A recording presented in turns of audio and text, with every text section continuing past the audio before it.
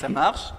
Alors, première séance de questions. On a retenu 4 questions qui portent sur plutôt la manière dont le travail est organisé. La première, peut-on parler de management par la culpabilisation au travers de l'évaluation? Et une deuxième qui lui est très étroitement liée à notre avis, comment lutter contre l'automatisation à outrance? Voilà. Après, on aura, au bout de 5 minutes, peut-être 2 autres questions qui parlent... Elles sont complètement différentes, tu peux pas les donner maintenant? Je peux les donner maintenant. Ouais, s'il te plaît. Elle parle plutôt de l'inverse. Quel est le rôle actif de l'inspection du travail, donc plutôt dans la recherche de solutions? Et est-ce que le mal au travail n'est pas le résultat d'une politique syndicale au niveau confédéral qui mise tout sur le dialogue social, c'est-à-dire le rôle de l'inspection du travail et le rôle des syndicats? Voilà. Ça, c'est du lourd, François, là, t'as l'air emmerdé, là. Xavier, François? Non, mais sur l'automatisation, ça devrait ne pas être un problème, l'automatisation. Tant mieux, je dirais tant mieux, sauf si on était dans des conditions où les richesses étaient partagées. C'est-à-dire que les travailleurs devraient produire des richesses. Ces richesses devraient, on devrait fabriquer des machines qui devraient être au service de l'homme et pas le contraire. C'est-à-dire que si tous les bénéfices étaient, si on est 1000 à travailler dans une usine et qu'on fait des bénéfices, on met des machines. Et puis, plus on met de machines dans l'entreprise et moins on a d'heures de travail. Et puis plus on s'amuse et puis plus on profite de nos richesses en mettant des machines à notre place. Mais le problème, c'est que c'est pas ça. C'est que ces richesses servent à mettre des machines à notre place, mais on nous vire au lieu de justement qu'on puisse le profiter. Le vrai problème, il est le partage des richesses. Et on peut même presque dire que, en fait, plus une entreprise fait de bénéfices, plus les ouvriers travaillent bien et plus ils font de bénéfices, plus ils ont de chances de se faire virer. Parce que, en fait, plus vous allez gagner d'argent, plus les actionnaires vont faire de bénéfices et plus ils vont avoir d'argent pour aller fabriquer des usines dans le tiers-monde pour fabriquer les machines. C'est-à-dire qu'en fait, il y a très très peu de petites entreprises, de petites et moyennes entreprises qui délocalisent. C'est souvent les très très grosses qui font plein de fric et qui sont... voilà, c'est la loi du marché, on dit, non? Ouais. François? Sur l'inspection du travail, je crois que malheureusement l'inspection du travail, elle produit d'un rapport de force et aussi d'un rapport de force politique. Alors là, on sait la condamnation de Laura Pfeiffer, par ailleurs, vous avez peut-être suivi, à Annecy, qui s'est fait condamner parce qu'elle chatouillait le groupe SEB. Et donc, bon, voilà, il y a eu tout un procès qui est quand même très significatif. Sur le rôle du procureur aussi, je veux dire, là en ce moment, bon, moi c'est le tribunal d'Amiens. Moi je programme une manif devant le tribunal d'Amiens qui a condamné les Gouilleurs, qui a condamné les Conti aussi, et qui a condamné la Confédération paysanne. Donc c'est un point de jonction qui peut être potentiellement intéressant entre à nouveau le rouge et le vert.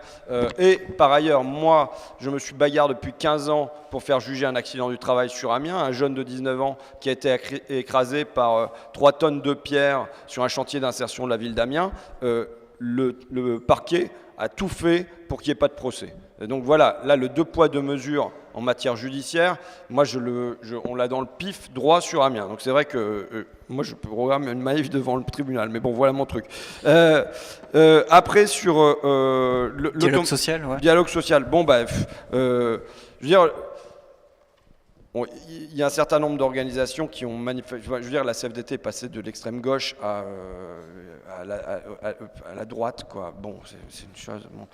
Après, une organisation comme la CGT, pour l'avoir. Je suis membre de la CGT, je suis au CNJ-CGT. Je préfère jouer carte sur table. Mais bon, voilà, quand on étudie le discours, bon, moi, je fais pas mal d'analyses de discours.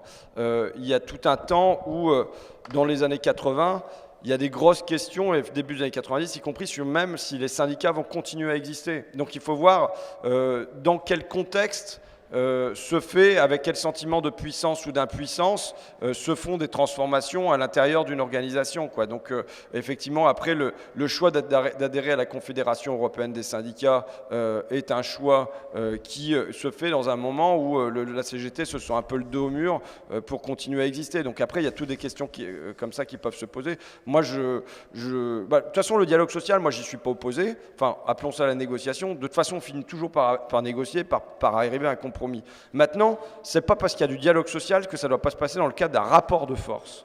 Le problème du dialogue social aujourd'hui qu'on veut nous faire avaler, c'est un dialogue social sans rapport de force. Or, le rapport de force, il existe, puisque le patronat, il a des gens au Sénat, il a des gens à l'Assemblée, il a des lobbies qui tournent partout. Bercy, manifestement, c'est les patrons qui tiennent Bercy tout le temps. Bon, voilà, donc il y a un rapport de force qui est un rapport de force non dit, et on est contraint d'y mettre en face un rapport de force dit. Et enfin, sur l'automatisation, moi je suis...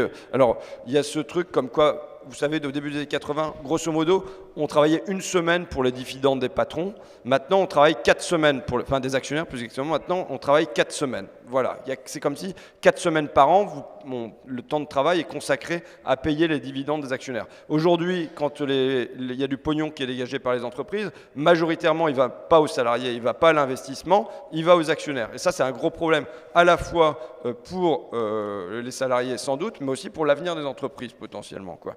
Et enfin, moi je suis partisan de la décroissance, c'est-à-dire que c'est la théorie de Keynes qui disait on travaillera moins de 20 heures par semaine, et on devrait être à moins de 20 heures par semaine si d'une part on n'avait pas inventé des besoins en permanence, et si d'autre part, l'automatisation ou l'intelligence commune, parce que ça relève de l'intelligence commune, participait à libérer du temps, et non pas... de toute façon, du temps, on en a libéré.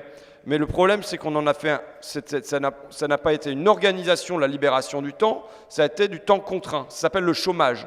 C'est-à-dire qu'à la place d'être sur la réduction du temps de travail, on a remplacé ça par du chômage, quoi. Et donc je pense qu'il faut réorganiser la réduction du temps de travail. Maintenant, c'est pas facile à faire saisir aux salariés eux-mêmes qui sont en difficulté sur le terrain des salaires et qui du coup, alors, on leur dit qu'on va réduire le temps de travail, ils se disent que le salaire il va être réduit, les 35 heures elles sont pas passées comme ça, donc voilà, on est dans ce contexte-là qui n'est pas forcément évident non plus, quoi. Super, alors on enchaîne. Merci pour eux.